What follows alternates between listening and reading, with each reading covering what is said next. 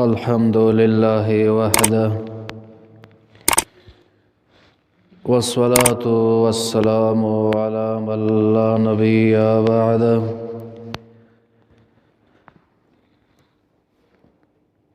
نبي بعده ولا رسول بعده وهو خاتم النبيين. أما بعد فأعوذ بالله من الشيطان الرجيم. بسم الله الرحمن الرحيم. ورفعنا لك ذكرك الآية. وقال النبي صلى الله عليه وآله وصحبه وسلم: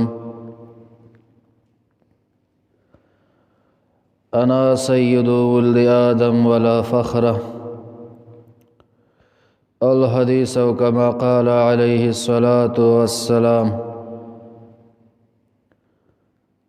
زي مهجوري برامد جان عالم، ترحم يا نبي الله ترحم. إن الله وملائكته يصلون على النبي يا أيها الذين آمنوا صلوا عليه وسلموا تسليما. اللهم صل على سيدنا ومولانا محمد وآله وبارك وسلم وصل عليه.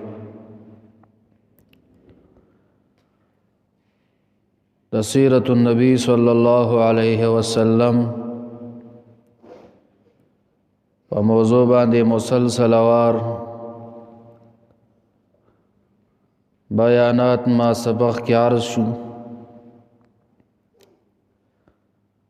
د دین اسلام هغه دعوت په مکه مکرمه کې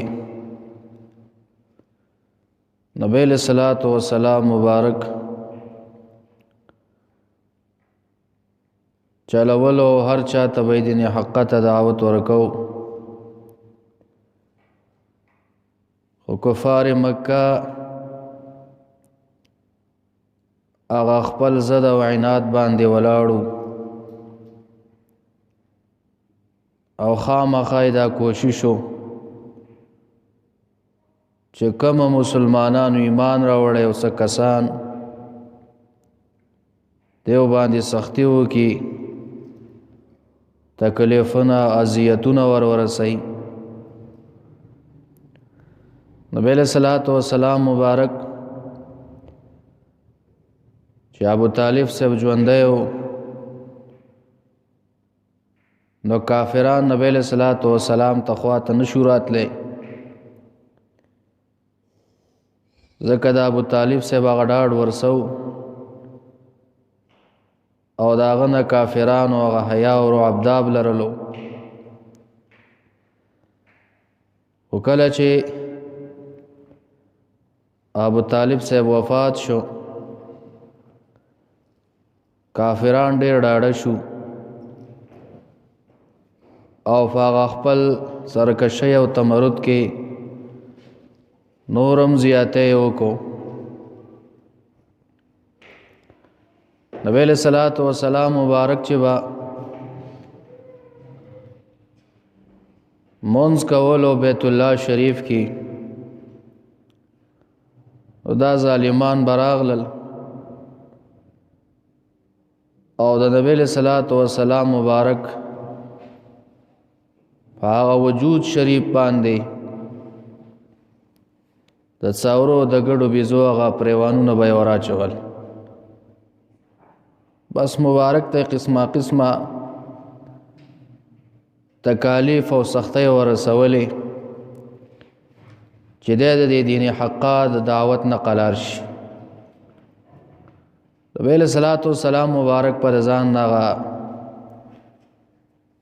کم سچ پریوانونه دی و پیرا چوری او بیلر کړل، ډېر سخت په خپشه د ځان چا به خاورې ورچولې. یو کرت یو بدبخت کافر په نبی له صلوات و سلام مبارک باندې خاورې ورواچولې او مبارک په سر کې پرتی دی کور ته ورننوځي یو لور بیبي راپورته کېږي او جاړي اے د الله رسوله د خلکو ستا په سر باندې خاورې وشیندلې هغه خاورې ته لرکۍ مبارک ورته تسلی ورکوي اے بچیا جاړم الله تبارک وتعالی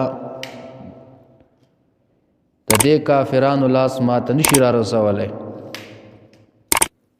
قسمه تکالیف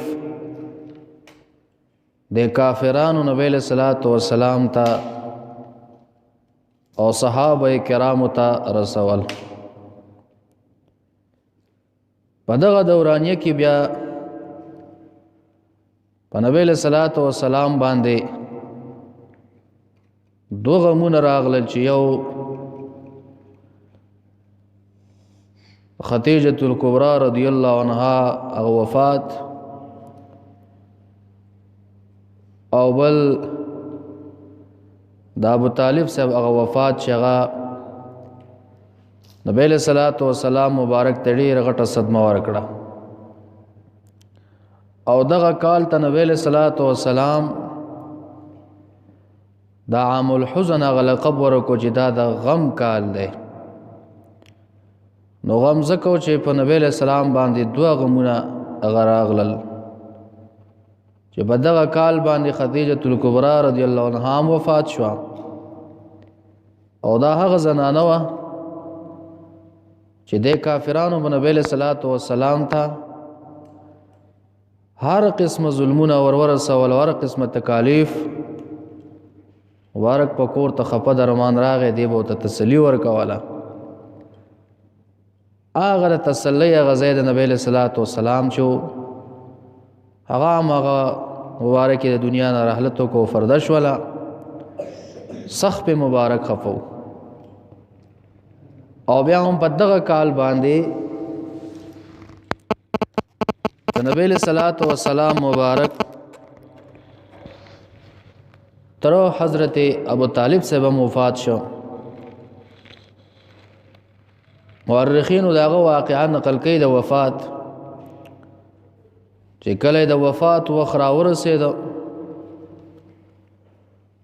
نبی له صلوات و سلام مبارک کو تکور ته ورغی او ورته فرمایي ای زما تر دا کلمه وایا کومه کلمې ته چې زرا دعوت کومه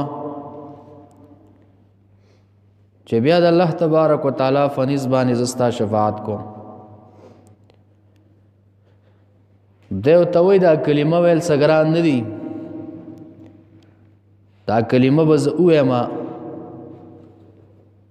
خو بیا به دا کفار مکه او دا قریشیان وای چې ابو طالب صاحب د مرګ نو ویریدو نو کلمه ویله کني کلمه سګران نه ده د روایت کې راځي چې نبی له صلوات و سلام ته دا جواب ورکو او چې وفات ورته راورسېد او بالکل آخري غزن کدن شروع شو د نبی له صلوات و سلام سره بل تر حضرت عباس رضی الله عنه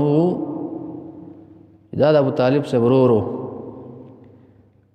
وې د ابو طالب صاحب دا شونډې ځن کدن په وخت کې را پولي عباس سے فرمایي چې زه ته ورنږدې شوم ما واورېدل چې هغه کلمې په خوله باندې جاری و کمی کلمې ته چې د نبی له صلوات و سلام را دعوت کو نو بیا د عباس سے وایي چې ما نبی له صلوات و سلام ته ویل د الله رسوله ابو طالب صاحب هغه کلمه په خوله جاری ده کمی ته چې ترا غواړي نو د سیرت ابن هشام نقل کړي چې نبی له سلام جواب ورکو چې تر ما خو دې نه دا اورېدلې ما ته کلمه نه دا اورېدلې ما اول د سیرت په ابتدایي دور کې تاسو ته ویلو کله چې مو شروع د ابو طالب صاحب په ایمان کې د علما کرامو اختلاف شته دی څوک چې ایمان وی راوړی دی حدیث ته ګوري چې عباس صاحب ویل چې کلمه ویلې و او څوک چې وایي ایمان یې نه دی راوړی نبي علیه الصلاة والسلام وایي چې ماته نه دي اورېدلي چې د کلمه ویلې ده او که نه یې ده بلکې نه یې ویلې دې ځای کې هغه اختلاف ده شته. بهرحال بهر کیف دی وفات شو او د وفات نه وروستو کافرانو کې ښه شور او ښه چې کومه د هغه چرچه شوه چې اوس په موږ د اسلام مخه ونیسو او د نبی علیه الصلاة والسلام مخالفت په موږ وکړی شو او ښه مخالفت یې شروع کړو چې مې درته وختي نه ذکر وکړو چې قسمه قسمه ظلمونه بیا نبی علیه الصلاة والسلام ته تکلیفونه ورسول. نبی علیه الصلاة والسلام مبارک چې دیو نه دا محسوسه کړه چې دیو په یو حال باندې ایمان نه راوړي دا مکې والا نو مبارک طیب ته لاړو چې دا د مکې سره نږدې یو ځای دی. په دغه طیف کې چې کم سردارانو کم مشران غټان مالداره دا 3 کسرونه نو نبی علیہ الصلوۃ والسلام دغه 3 وغاڼو رونو خواته ورغه او د دینی حقا هغه دعوت ورکول ورته وک دغه 3 وغاڼو دعوت د دینی حقا قبول نک. نبی علیہ السلام په دې خاطر ورغلو چې دیو ایمان راوړي طائف والا دا مکې ته نږدې دي د مکې والو مقابله وکړي او ایمان به په دې سره اسلام به مضبوط شي. خو انکار وکړ د ایمان راوړو نه او بیا ډېر تفصیل د په دغه ځای کې هغه ډېر په سختو الفاظو باندې انکار کړی دی. نبی علیہ الصلوۃ والسلام مبارک چې نا امید شره دیونه چې دیو ایمان نه راوړي نه د عتبه او شیبه چې دا دوانه د ربیعه زامن دي او دا د اسلام سخت دشمنانو سرسخت دشمنی د اسلام دی 2 کسانو ابو جهل کړی دا او دا 3 وانه چې کم دی بیا په حالت کفر کې د دنیا نه تیری دي. ابو سفیان پکې هم ډېر سخت مخالفت اول دور کې کړو او بیا وروسته هغه د فتح مکې نه بعد ایمان راوړو. خالد ابن ولید هم په اول دور کې د کافرانو طرف نه ډېرې مقابلې کړي د اسلام په خلاف خو وروسته چې بیا اسلام راوړی دی نو په ځان یې دا لازمه کړې وه چې کم د کافرانو سره ملګری مو د اسلام او د مسلمانانو ته مې تکلیف رسولی د هغې په دوچند باندې به د کافرانو کې مړي کوم نو بیا یې هغسې کړې وه جنګونو کې قرباني ورکړې وه. عرض مې دا و چې کله نبی علیه السلام د دیو نه واپس شو د دغه 2 کسانو یو باغ و د دې عتبه او د شیبه مبارک لاړ او دغه باغ کې د یو ونې د لاندې کېناست او ډډه یې ولګوله او الله تعالی صبر کړی یا الله ما ستا د دین حق هغه دعوت هر چا ته ورسو د خپل وس مطابق خدای زما هغه قوت کمزورې شو او یا الله مالا طاقت راکې او دین حق ته چې کومه دی خدای پاک هغه تقویت نصیب کړي. دغلته مبارک ناسو الله خبر دی چې دغه مبارک په زړه څومره سخته تیرې ده دې ځای ته سړی لاړ شي او څوک خبره مونه منې میلمه لاړ شي او الټی چې کم دی بدرې دی ورته وایي او رخصتي کې څومره به سړی خفایي. مبارک درمان بس ظهیره دغلته ناسو په دې کې د عتبه او د شیبه چې وکتل مبارک ډېر په خفګان حالات باندې ناست دی. دیم کاپیرانو د دیو یو غلام عداس نومېده د غلام ته وایي دا لږ څه انګور راواخله او دا د نبی علیه الصلاة والسلام ته اشاره وکړه چې دله یې ورکړه چې ویې خوري. هغه عداس چې انګور راوړل او نبی علیه الصلاة والسلام مبارک ته مخې ته کېښودل نبی علیه الصلاة والسلام مبارک ته راواخیستل او بسم الله وعلى برکت الله یا صرف بسم الله پې وویله چې د څنګه دا بسم الله وویله دا عداس ورته وی یا رسول الله والله دا کلمه خو د دې اوسېدونکو کلیوالو خلکو نه ده. طایف ته اشاره کوله چې طایف والا کله خوراک کوي نو دغه طایف والا خلک د خوراک نه مخکې بسم الله نه وایي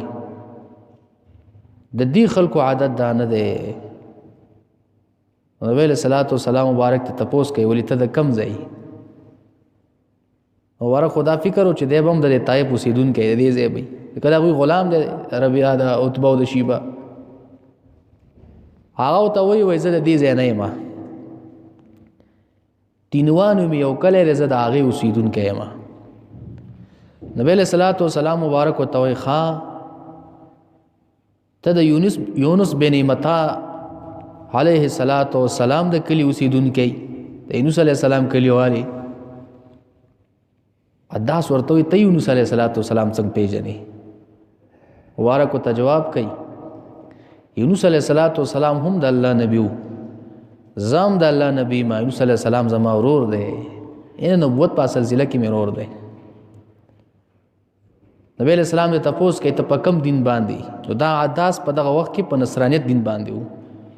وایي زه په نصرانیت دین باندې یم. نو چې نبی علیہ السلام ورته جواب ورکړو چې یونس علیه السلام زما ورور دی او پیغمبرو، دې کتاب کې لیکلي سیرت ابن هشام کې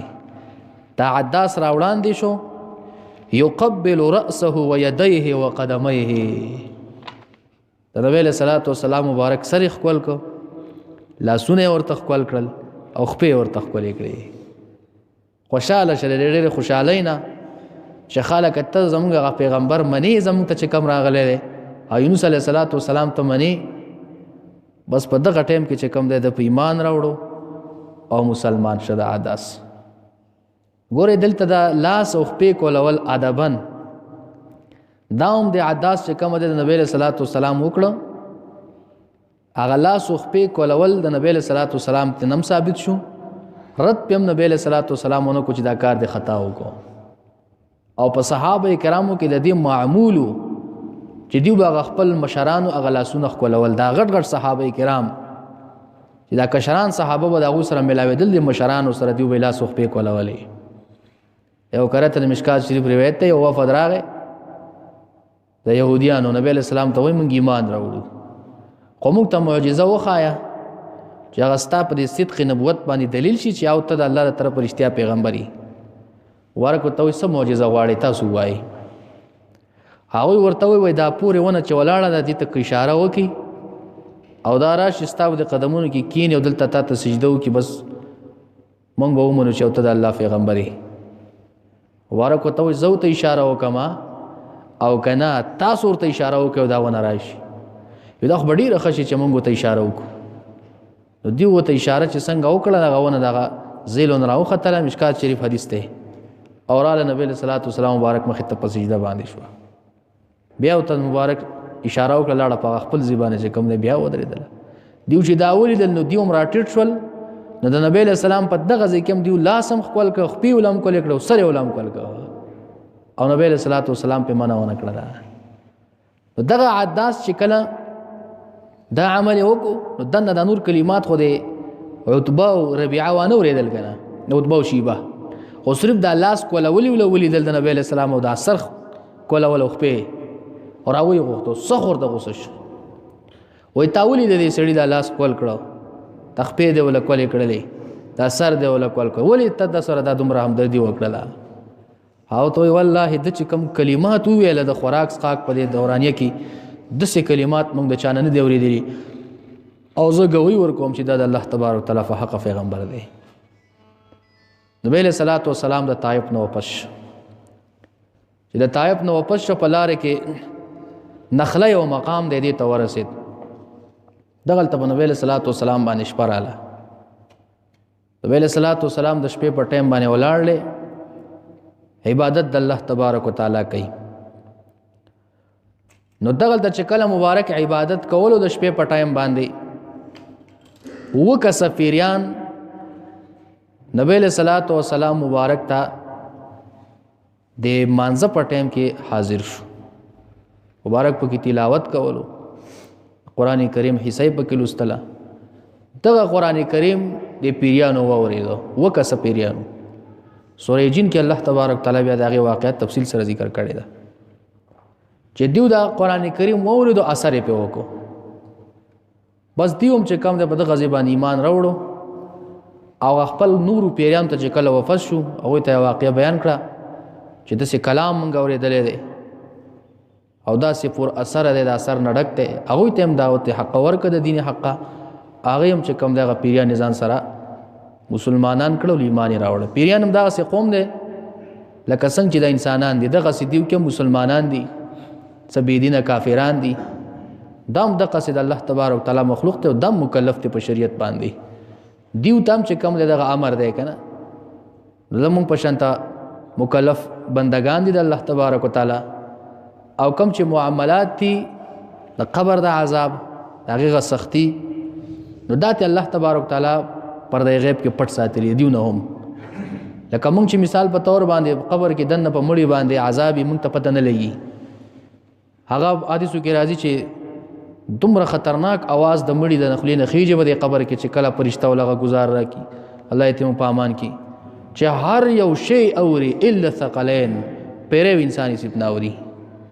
نو کله پیرو انسان واورېدو بیا خو سبا مسلمانان شینو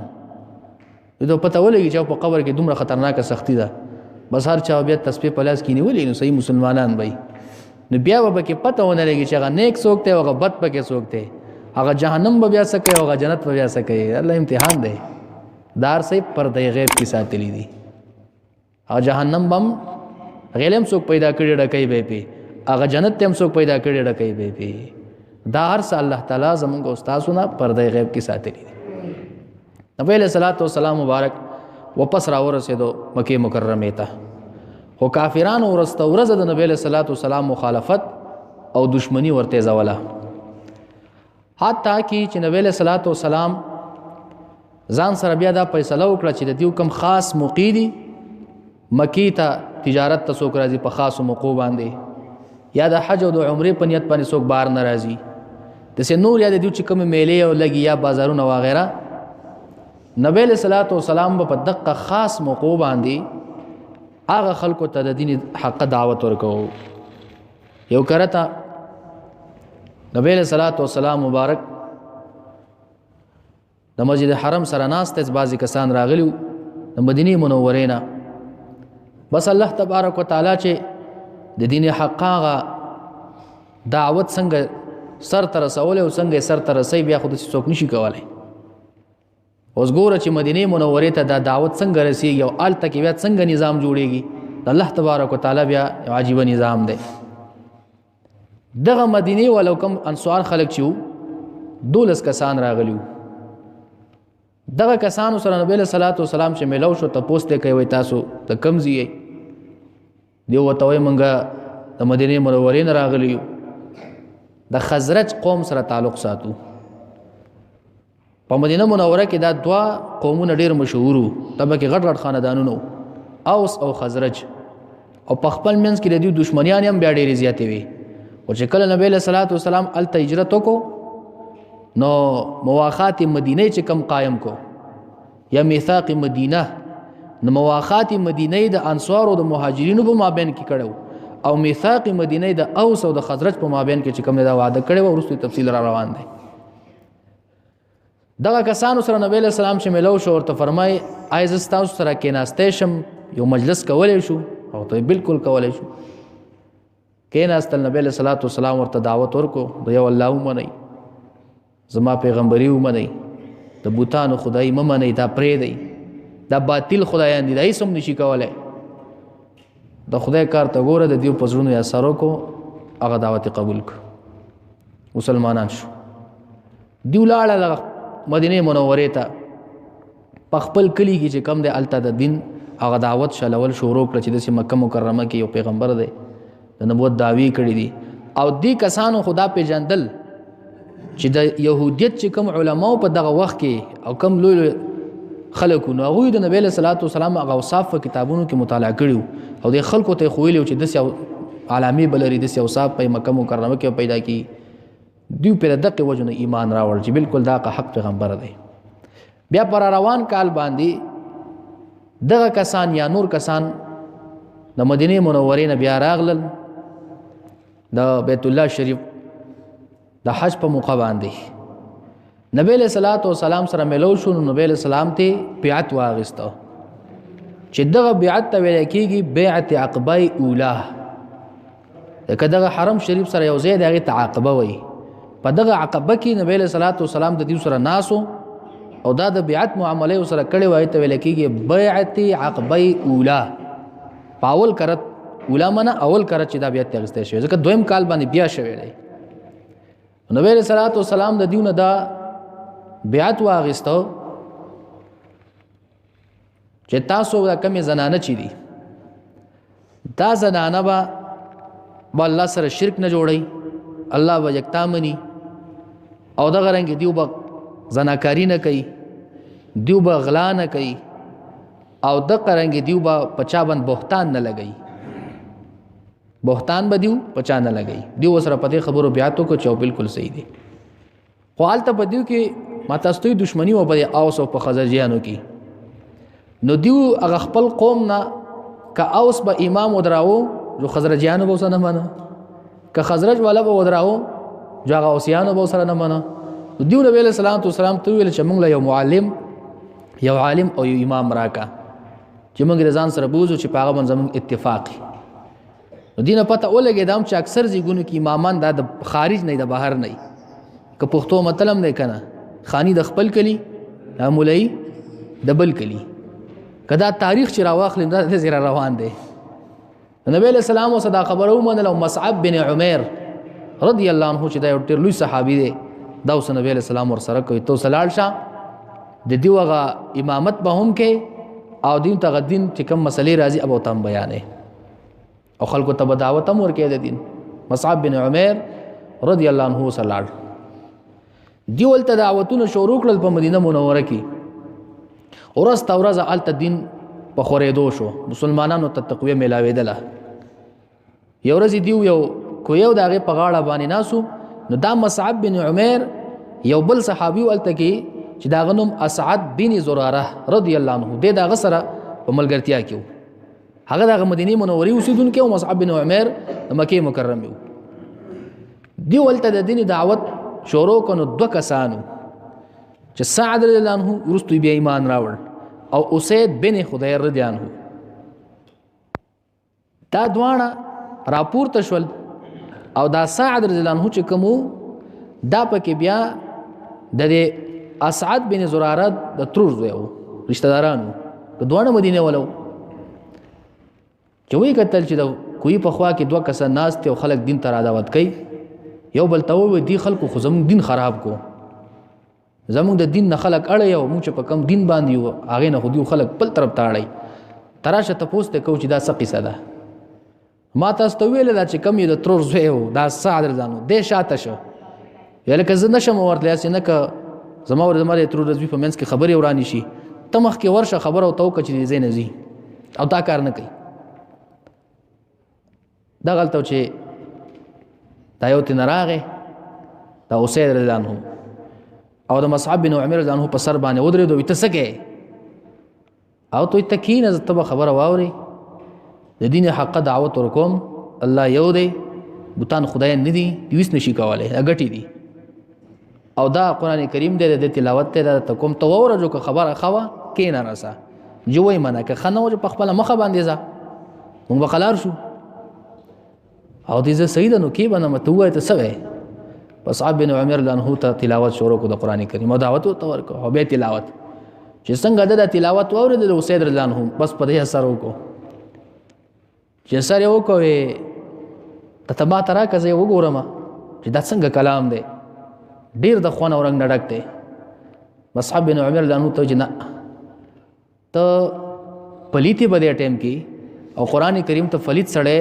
نجس سړی لاس نشي ورتلې نشي وروړی تاول غسل تعالی په کار دی پاکي کپڑے واغوندا کلمه وایا دین قبول ک بیا به تداد رکوم هغه ټول یو کړه غسل یو کو نوې کپڑے تازه واغستلې کلمه د شهادت ولستل بیا ته قران کریم ورک دیو زما سره الته یو ملګری دی باغ په هغه سایډ باندې ناشته زاغت ورزم هغه د لم راوالم اپ کې اسعد بن زراره د ترور زویو سعد رضان هو د باغ په سلاړو ترازه استاد ته قصه نه کوي چې زما سره اوس قصه وشوه او ترازه دا ناشنا خلک دي کینو چې سوي چې ډیر هغه د مسخ سره بس ابن عمر رضی الله عنه فرمایي ته زموږ خدای نه پس خبرې کې ته زموږ دین ورانه ته تسکه او ته تکینه خبره وره د دین حق دعوت در کوم کې اثر د بانو کو خبره او قبولې کا خبره نه قلار دې کینه چې کینو قران کریم تلاوت او توکو هغه باندې مسروش اترا کا د قران کریم چې لک صحیح صد قران کریم وګنده خو بیا ورستو دور کې نسخې ته جوړې شولې اب تم ان شاء الله مختصر چرته بیان کوم څلګه حصہ د قران کریم وا هغه باندې انتهایی اثر یو هغه تم دغه دعوت ورکو چې غسل او کپڑے تازه واغوند کلمې پی ویلا هغه دین قبول ک دا دوانه چې خپل دغه قبيله ته وفد شو چې دا د بنو اسهل قبيله سره تعلق ساتو هغه ټول په ټولو ته دعوت حق د دین ورکو ټول مسلمانان شو په مدینه منوره کې دا خو دغه قبيله مشران او سردارانو کنه چې د قبيله مشر او سردار ایمان قبول کونه کشر خو په طریقې ولا قبلي په مدینه منوره کې بعضی کورونه پاتې شول لګ لګ کسان بلکې اکثرو چې کوم د ایمان راوړو اکثرو د مدینه منورې خلکو ایمان راوړ بیا چې کله په بل کال باندې بیعت عقبه ثانیه چې کېدو او یا کسان بیا دغه انصارو مدینه منورې نه رالل مکه مکرمه ته چې پای کې دریو یا سړیو او دو پکې چې کوم دي زنانه وي دیو رالل نبی له صلوات و سلام مبارک ته او د نبی له سلام سره چې کوم دغه بیعت کو مصعب بن عمر رضی الله عنه سره ور سره د په مشرۍ کې مکه مکرمه ته راغلل هغه بیعت کې بیا ډېری خبرې وشولې چې بدا بکو هغه ډېر طولانی خبرې دي او د نبی له صلوات و سلام سره په دغه موقع باندې عباس رضی الله عنه ناسو او عباس رضی الله عنه لا ایمان نو راوړی د دې موقع پورې خود د خوخه دا غنل چې زماره د وراره سره داخله قران نه یو جوړي وسه نو خلک به تر دعوت کول خو ایمان لا په خپل راوړی نو ورستو بیا ایمان راوړی دی عباس رضی الله عنه ته فرمایي وای تاسو سره راغلی یې بس هغه دعوت وشو بیعت وشو دی ورته ویل موږ نبی اسلام ته دعوت ورکو چې د مدینه منورې ته هجرت وکړي الته دی راځي ځکه مکه مکرمه کې نور کار نه کیږي عباس رضی الله عنه ته فرمایي چې ګورې خبردار دا نبی له صلوات و سلام په خپل قوم کې ډېر معزز انسان دی ډېر محترم انسان دی دته چې ګوره چاوم zarar رسول کوشش کړه موږ په خپل سرونه ورکړي د ورکوي به موږ د په هر ځای کې ګوره خاطر ساتل ایمان نه دراوړای او دومره په خپل وراره باندې ولاړلې همایند به او تاسو چې د مدینه منورې ته دعوت کوي او هجرت کوي نو که په دا باندې څوک حمله کوي یا د مخالفت کوي تاسو به سره بیا ولاړی بده کې چې کوم مشر د قافلې او د انصارو طرف نو د مدینه منورې نه هغه پورته شوې عباس رضی الله عنه وی منګم د توري په سایه کې لوي شوی خلک یو د توري د سایه د لاندې منګ ژوند کړي دي منګم داسې سواړه خلک نه یو او منګم دشمنیان لرو خلرو بدلرو هر سلرو او چې موږ مبارک ته دعوت ورکو موږ د هر خبرې ذمہ دار یو دی وسره دا خبره وکړه بیا پکې یو کسو ابو الهشام غالبا نامه یو هغه راوړاندې شوی د الله رسوله اسینه چې موږ ته مدینه منورې ته دعوت کو آلته دین حق دعوت روان شي او دین خور شي ته واپس بیا چتا زموږ نه رانه شي موږ پرې نه دي موږ په مدینه منوره کې به واځي پرې نه دي ورته دومره مینو پې کنه نبی علیہ السلام په یو مجلس لیدو باندې بیا داسې مین شي وي دي کنه مبارک ته مخورواړه وي خاندل تبسم او سو کو مسکش وی زما به مرګم استاد سره او ژوند به مې استاد سره وي دغه چې په دغه طریقه باندې په مدینه منوره کې د دین اسلام هغه دعوت کور کور ته ورسېده او اکثر خلک پکې مسلمانان شو او کس نیم بګي باقی پاتې دي بیا نبی له صلوات و سلام ته ورستو اجازت ملاويږي د دې ټیمه پورې نبی له صلوات و سلام ته د بیعت عقبه ثانیه پورې نبی له سلام ته د جنگ کولو په دې کافرانو په خلاف باندې امر نو او په دې کې تقریبا 14 کال په مکه کې تیر شوی په دې حالاتو کې په 14 کال د نبوت باندې بیا نبی له صلوات و سلام مبارک چې کم دی مدینه منورې ته هجرت کړی دی نو 14 کال په دې سختو تکلیفونو کې په مکه کې تیر کړی دي 10 کال بیا په مدینه منوره کې تیر کړی دي 30 کال عمر کې مبارک چې کم دی بیا د دنیا نه فرد شوی دی د 53 سال په عمر کې مبارک هجرت کړی دی بیا د دې نورست الله تبارک وتعالى نبی له صلوات و سلام ته د جهاد غ امر را لېږي چې د خلکو په خلاف ته جهاد وشي او د جهاد نه پسې چې کوم د نبی له صلوات و سلام ته د هجرت هغه امر کیږي د دې نورست بیا نبی له صلوات و سلام مبارک هجرت چې کوم د مدینه منورې ته فرمای ان شاء الله که جون سره باقی دای نورست بیا بیانې وما علی الا البلاغ واخر دعوانا ان الحمد لله رب العالمين